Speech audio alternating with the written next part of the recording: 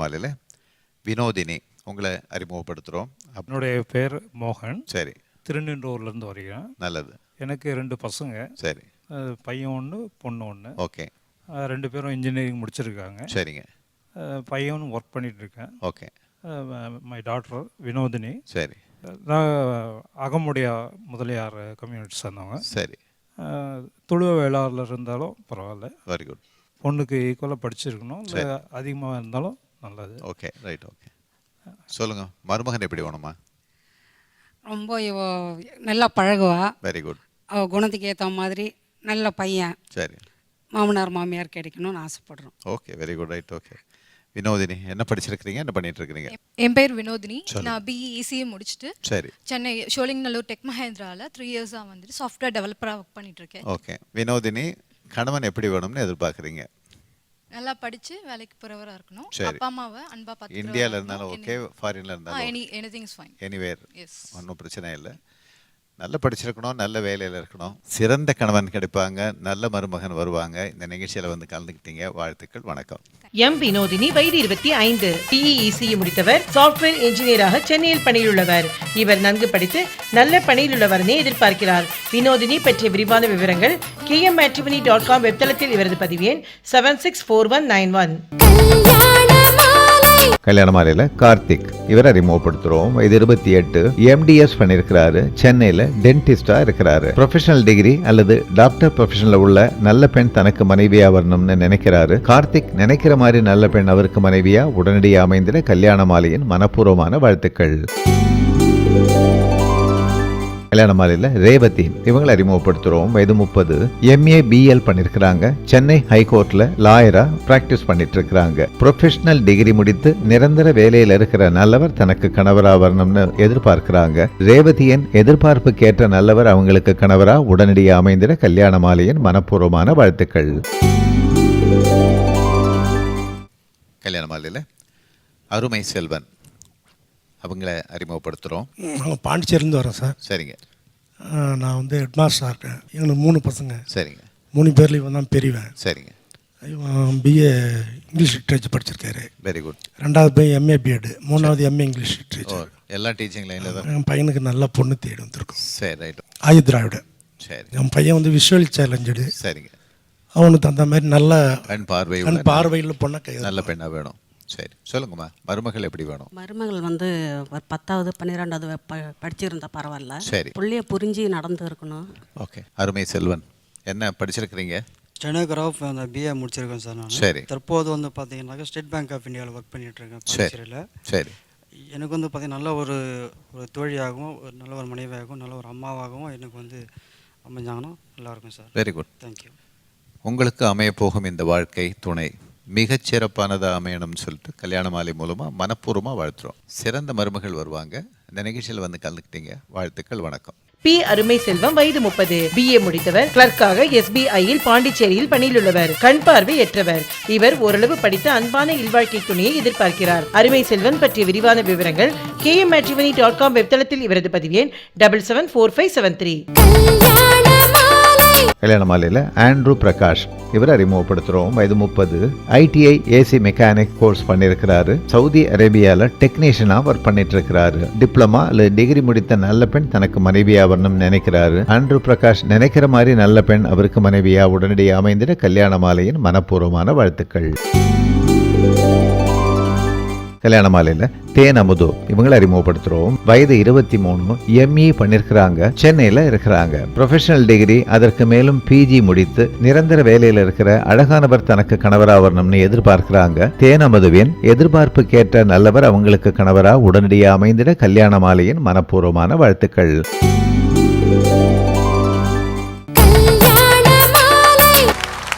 நடுவர் அவர்களே, இன்னைக்கு உலகத்திலேயே தான் சம்பாதித்த பணத்தை, ரெமிட்டன்சஸ் என்று சொல்வார்களே, தான் சம்பாதித்த பணத்தை தன்னுடைய சொந்த நாட்டிற்கு அனுப்புகின்ற மக்கள் வந்து இந்திய மக்கள் தான். இப்படியெல்லாம் அனுப்புறவங்க குடும்பம் எப்படியாவது போய் ஒழியட்டும் அப்படின்னு நினைக்கிறவங்க இப்படியெல்லாம் பண்ணுவாங்களா நடுவர் அவர்களே? நீங்களே சொல்லுங்க. உங்களுக்கு இது ஒரு 5வது கேள்வி. நடுவர் அவர்களே, நான் IAS ஆகணும்னு நினைச்சேங்க, ஆனா என்னால் ஆக முடியல. என் குழந்தை IAS ஆகட்டும் அப்படின்னு நினைச்சிட்டு இருந்தது ஒரு ஜெனரேஷன். இன்னைக்கு நான் எப்படி நினைப்பேன்னா, எனக்கு கல்யாணம் ஆன அப்புறம் எனக்கு குழந்தை பிறந்த பிறகு என்னுடைய ஜெனரேஷன்ல இருக்கவங்களாம் எப்படி நினைப்போம்னா, என்னுடைய குழந்தைக்கு என்ன பிரியமோ அது செஞ்சுட்டு போட்டோம் அப்படின்னு நினைக்கிறோம். இதனால் குடும்பத்திலே குழந்தைக்கு சுதந்திரம் அதிகமாகிறது, நாட்டிற்கு தேவையான ரிசர்ச் அதிகமாகிறதுங்க. நடுவர் அவர்களே, எப்பொழுதும் எந்த ஒரு விஷயமும் காலத்திற்கு ஏற்ப நெளிந்து கொடுக்கும் பொழுது அது என்னைக்குமே நிலைச்சு நிற்குங்க. குடும்ப அமைப்பு எப்பொழுதும் காலத்திற்கு ஏற்ப பல்வேறு பரிமாணங்களை சந்தித்து இருக்கிறதே தவிர எப்பொழுதும் குடும்பம் மாறியதில்லை. எல்லாவற்றிற்கும் மேலாக மனிதனுக்கு கேரிங் என்கின்ற ஒரு ஜீன், நான் முன்பு சொன்னது போல அவனுடைய அணுக்களில் இருக்கின்றது. மனிதனுக்கு அன்பு தேவை, நிம்மதி தேவை, மகிழ்ச்சி தேவை, இவையெல்லாம் தரக்கூடிய குடும்ப அமைப்பு தேவை. இது இல்லாவிட்டால் மனிதன் இருக்க மாட்டான். குடும்ப அமைப்பு மனிதன் இருக்கும் வரை இருக்கும் இருக்கும் இருக்கும், அது வலு இழக்காது என்று சொல்லி நல்ல வாய்ப்புக்கு நன்றி கூறி விடைபெறுகிறேன். நன்றி, வணக்கம்.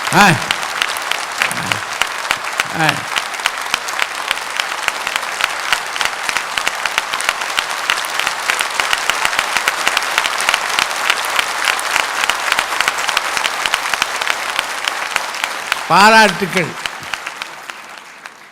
உங்களுடைய அன்பு நெஞ்சங்கள் இந்த சகோதரியை பார்த்து, அவர் பேசிய பேச்சை கேட்டு, அவர் சொன்ன கருத்துக்களை பற்றிய சிந்தனை ஓட்டத்தை வாங்கி கொண்டு நீங்கள் கொடுத்த கையொலிகள் இருக்கின்றனவே, அது அவருக்கு இன்னும் நெடுநாள் சிந்தனையை மட்டுமல்ல, மிகச் சரியான பலத்தையும் மன துணிச்சலையும் நல்ல வாழ்க்கையும் அவருக்கு அமைத்து தரும். என்ன ஆவேசமான பேச்சு, என்ன கம்பீரமான மொழி நடை. நாற்றொழுக்கானது நடையில் ஒரே ஒரு வருத்தம் எனக்கு, என்னையே ஒரு 5 கேள்வியை போட்டு மடக்கிட்டாங்க அப்படின்றது எனக்கு இடையிடையே ஒரு வருத்தமும் உண்டு.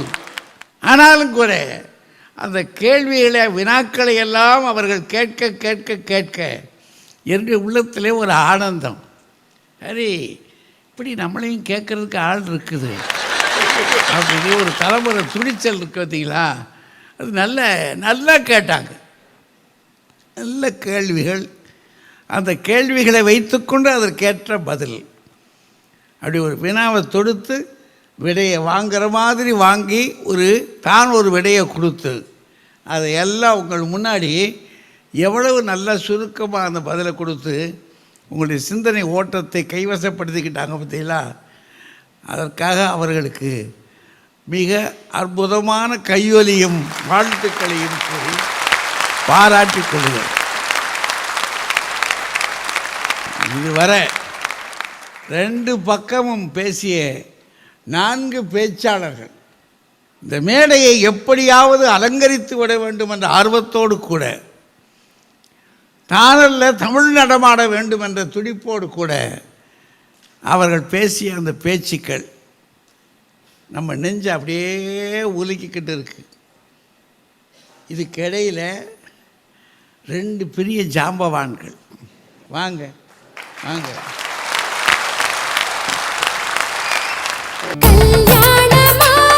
கல்யாண மாலையில் யஷ்வினி இவங்களை அறிமுகப்படுத்துகிறோம்.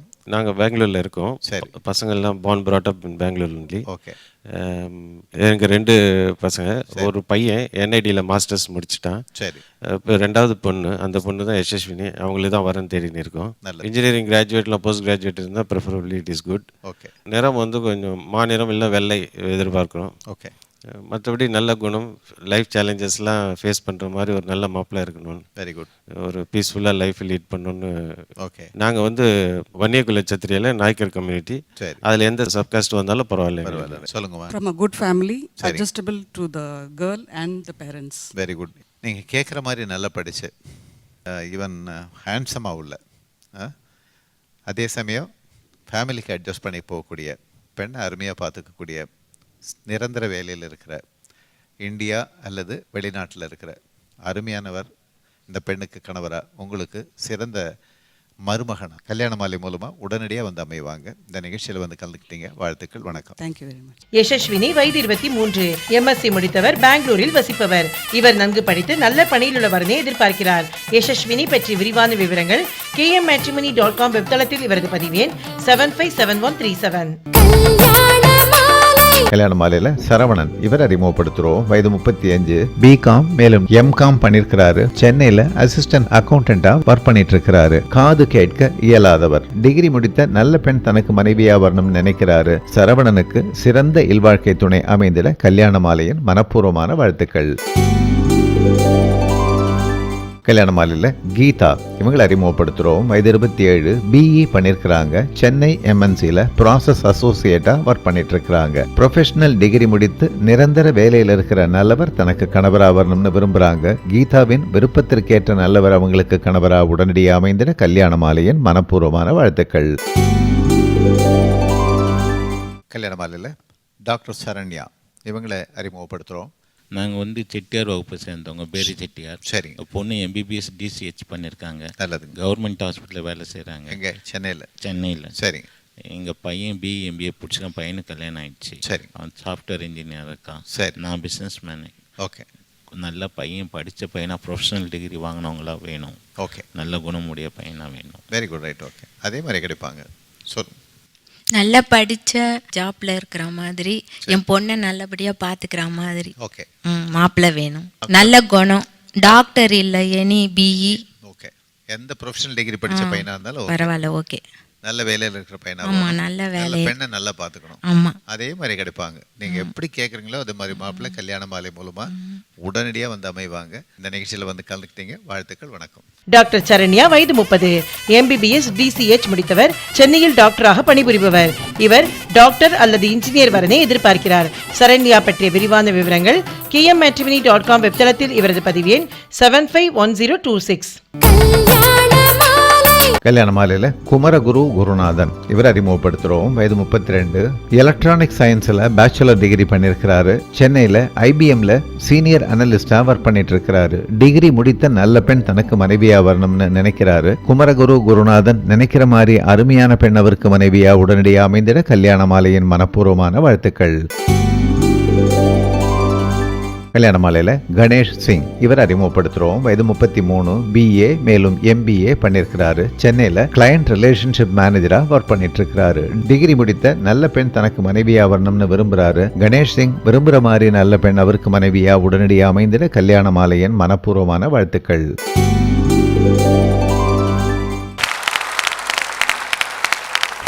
பட்டிமன்ற நடுவர் தமிழறிஞர் அவர்களே, 2 அணிகளையும் சார்ந்த அறிஞர் பெருமக்களே, கல்யாண மாலை மோகனையா அவர்களே, மீரா மேடம் அவர்களே, இந்த பாரிஸ் மாநகரிலே கல்யாண மாலையை கொண்டு வருவதற்கு பெரிதும் காரணமாக இருந்த அத்தனை பெருமக்களே, வருகை கொண்டிருக்கக்கூடிய தமிழ் நெஞ்சங்களே, பொய் சொல்ல பிறந்த என் அணியினரே, மகாத்மா காந்தியின் வழிவந்த அந்த அணியினரே, உங்கள் அத்தனை பேருக்கும் என்னுடைய அன்பான வணக்கத்தை முதலில் தெரிவித்துக் கொள்கிறேன்.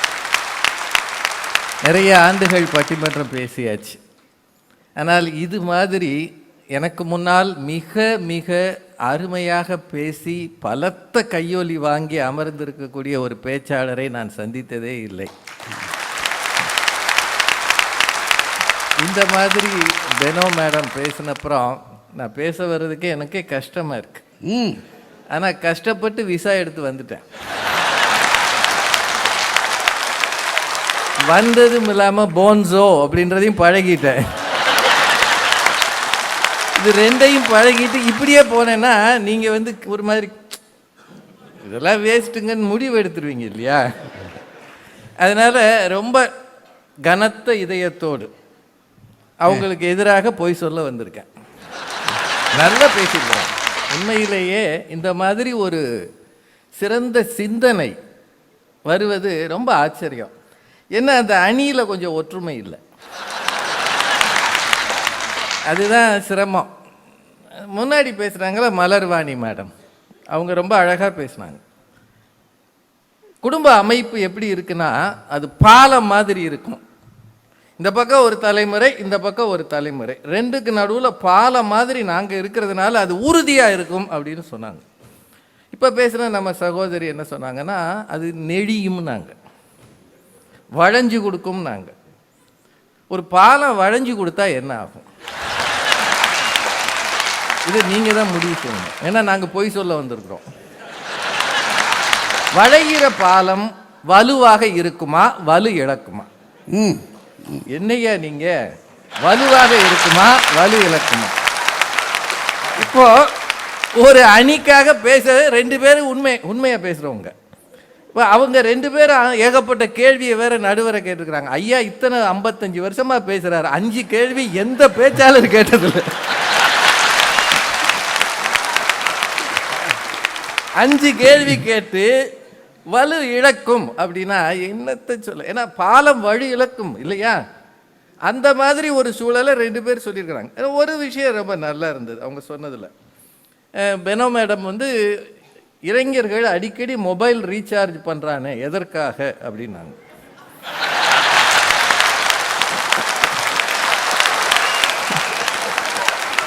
இதுக்கெல்லாம் நான் எப்படியா சொல்ல முடியும்? அப்பா அம்மாவுக்கு பேசுறதுக்காக ரீசார்ஜ் பண்றான், அவன் பைத்தியமா? அப்பா அம்மாட்ட காசு வாங்குறதுக்காக பண்ணியிருப்பான். அவன் வீட்டில் இருக்கும் போதே அப்பா அம்மாட்ட பேச மாட்டானே, போயிட்டு எதிர்காலத்தில் அப்பா அம்மா ஆகிற மாதிரி ஒரு சூழலை உருவாக்குறதுக்காக பேசலாம். ஆனா சிக்கல் என்னன்னா, அதே லைன்ல ரொம்ப நாள் இருப்பானான்றது சிக்கல். இன்னைக்கு சிம்ம மாத்திடுறான். நீங்க என்ன சொல்றீங்க? வீட்டில் பேசுறதுக்காக மொபைல ரீசார்ஜ் பண்றாங்களாம். சொல்லுங்கம்மா. ஐயாட்ட ஒரு கேள்வி கேட்டாங்க பெனோ மேடம். குழந்தை அழுகிறதே, நீங்கள் அதை பார்த்து விட்டு என்ன செய்வீர்கள்? நானா இருந்தா அவங்க அப்பா அம்மாவை கூப்பிட்டு பிள்ளையை கொடுத்துருப்பேன். அவங்க தான் பொறுப்பு இல்லாமல் விட்டு போயிட்டு பிள்ளைய அழ விட்டுட்டு போறா 2 பேரு, இது 2 அங்கிட்டு போய் சண்டை போட்டுக்கிட்டு இருக்கோம். அப்புறம் பிள்ளை அழாம என்ன செய்ய? இப்படி அழுகுற பிள்ளையெல்லாம் பார்த்துட்டு நான் ஊருக்கு போகணும்னா நான் பாரிஸை விட்டு என்னைக்கியா போறது? எங்கேயாவது ஒரு பிள்ளை அழுதுகிட்டு தான் இருக்கும். அதில் பசியை போன்றதுன்னாங்க. நீங்கள் நல்லா யோசிங்க. பசி என்பது நேரத்துக்கு வருவது இல்லைங்களா? காலையில் ஒரு சாப்பாடு, மத்தியானம் ஒரு சாப்பாடு, ராத்திரி ஒரு சாப்பாடு. அப்படித்தான் நம்ம ஊரில் இருந்தான். சில பேர் வசதி இருந்தால் இடையில சாப்பிடுவான். ஆனால் ஞாயிற்றுக்கிழமைகளில் நீங்கள் பிரஞ்சுன்னு ஒன்று கொண்டு வந்தீங்களே, அது என்னது? அது 11:15 தான் எந்திரிக்கலாமான்னு யோசிக்கிறான். காலை உணவுன்றது இல்லவே இல்லை. Breakfast come lunch. பசியை கூட இன்றைய நாளிலே பசிக்கும் போது அமைதியாக இருந்து இல்லாத பசியை இணைத்து பிரஞ்சு கண்டுபிடிச்சிருக்கிறான். இது மாற்றம் வரும் என்றால் குடும்பத்தில் ஏன் மாற்றம் வராது? ரொம்ப நல்ல கேள்வி அவங்க கேட்டது. என்னன்னா, ஏப்ரல் மேலாம் காலேஜில் பயங்கர கூட்டமாக இருக்கே, ஆளுகளை சேர்க்குறாங்களே, குடும்ப அமைப்பு எப்படி சிதறும்? குடும்ப அமைப்பு சிதறாதுங்க. காலேஜில் உங்கள் பிள்ளையை சேர்த்தீங்கன்னா சொத்தெல்லாம் சிதறும். ஏன் சேர்த்தங்கன்னு வீட்டுக்காரம்மா சண்டை போட்டு அது போயிடும். குடும்ப அமைப்பு ஏமா பிள்ளையை சேர்க்கறதுன்றது கடமைம்மா. அது கடமை. அவன் சொன்னானா, நம்ம பையன் சொன்னானா, பள்ளிக்கூடம் போகும்போது சந்தோஷமா போன ஒரு பையனை சொல்லுங்க. அவன் சொல்றான், நான் போனேன்னா குடும்ப அமைப்பு சிதற என்னை விடாதேன்றான். நான் வீட்டில் வச்சிருக்க முடியுமா அவனை? நான் கட்டாயப்படுத்தி தான் சேர்க்கணும், வேற வழி இல்லைம்மா. குடும்ப அமைப்புன்றது ஒவ்வொருவருக்கும் சில கடமைகளை வகுத்து தந்திருக்கிறது. அந்த கடமைகளை செய்துதான் ஆக வேண்டும். சந்தோஷமா சமையல் பண்ண ஒரு அம்மாவை சொல்லுங்க வீட்டில். இது கடமை. இது பெரியவங்ககிட்ட கேளுங்க. ஒரு ஆண் மட்டும் சம்பாதிக்கிறாருன்னு வைங்க, ஒவ்வொரு நாள் சந்தோஷமா ஆபீஸுக்கு போறாரு. கிளம்பும் போதே அப்படியே ஒரு வாரம் லீவு கேட்குறேன், தர மாட்டேங்கிறாங்க. சந்தோஷம் இல்லை, கடமை அது. பெனோ மேடம் அவங்க பெற்றோரை பற்றி சொன்னாங்க பாருங்க. இந்த உலகத்திலேயே கிடைத்தற்கு அரிய பெற்றோர் அவங்களுக்கு கிடைச்சிருக்கிறாங்க.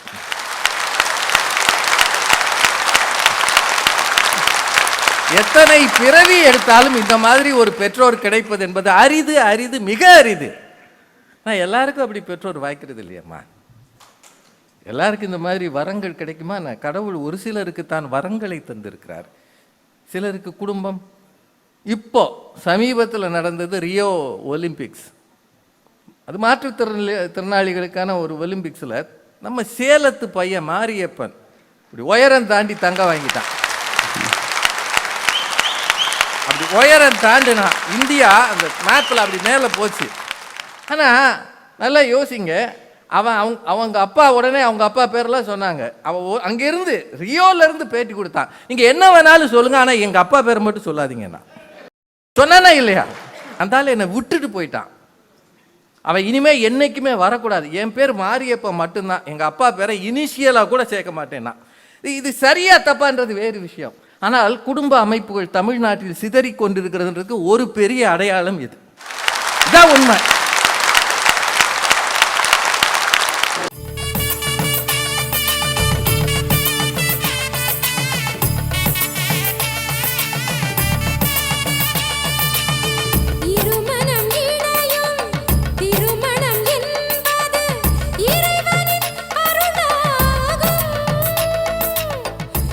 உங்கள் வீட்டு வரனுக்கு மிகச் சிறப்பான இல்வாழ்க்கை துணை அமைய பதிவு செய்து கொள்ளுங்கள் KMmatrimony.com.